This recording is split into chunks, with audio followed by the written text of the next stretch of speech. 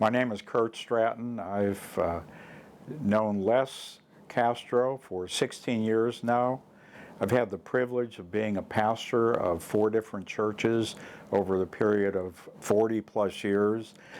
And Les is one of those people that spends a lot of time making a difference in people's lives for the Lord. He developed Faithful Friend Ministry, and he's on his 3rd German Shepherd, and makes it a point of going into facilities for incarcerated young people, troubled youths, and does a program with the dog where he demonstrates the power of authority and how listening to authority and respecting it is rewarded, how when the dog does not listen to authority, how he is not rewarded.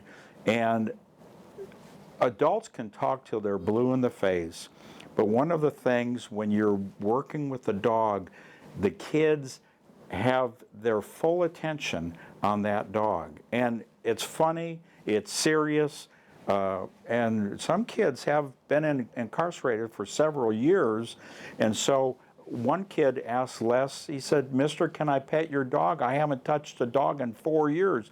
And that broke my heart. So I got to know Les. I was actually very blessed to be able to do his and Jennifer's wedding. And the opening statement was, I told the congregation how they met. They met in prison. Well, they met through Faithful Friend Ministry, ministering to incarcerated youth. And after that, I think I lost the congregation. They just thought that was the funniest thing. But it's not funny. When you have young people that have made mistakes and that are in correctional facilities, one thing that is for certain, they will get out at some point.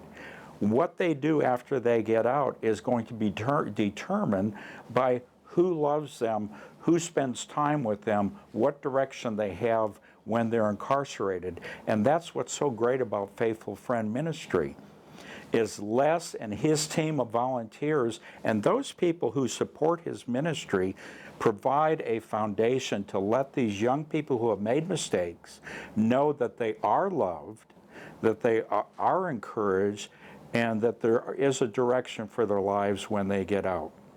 And that's really what it's about. It's about putting young people back into society with hope and love and a direction, and not with the stigma of, well, you've been in correctional facilities, so I don't want you in my neighborhood.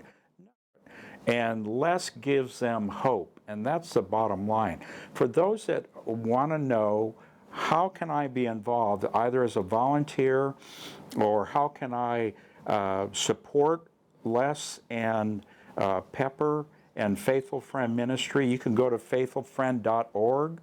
You can call up Les. You could go on the website, just go Faithful Friend, and you'll know that there are various ways that you can become a part of this ministry. A young woman the other day contacted Les. She had just graduated college, had gone online and saw his ministry and wanted to be a part of it. He gets calls like that all the time. And so I'm encouraged and I'm privileged to know that I've been supporting this ministry for years, and I'm very particular about where my support goes. But not only have I supported it, but I've done volunteer work at Texas Youth Correctional Facility in San Saba County. I had the privilege of going and addressing the young people there. I told them about my 2 tours in Vietnam and 9 guys getting killed on the ship next to mine when I was in April 5th, 1972, and how that changed my life. And I came to know Jesus Christ through that, and eventually ended up in the ministry. And it's amazing how respectful the young people were. The kids were there, and then we broke off into their birthing areas and their private rooms, and they sat in a semicircle around me. And do you know how it is when you're really comfortable with someone or a group, you let down your hair and you just sort of cut up a little bit.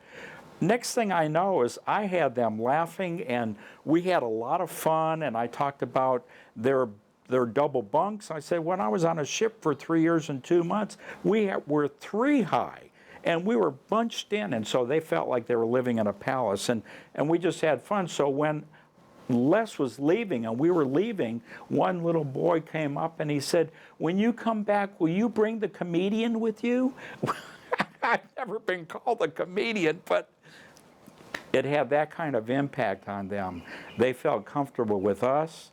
We loved them, and we knew that we were making a difference in their lives.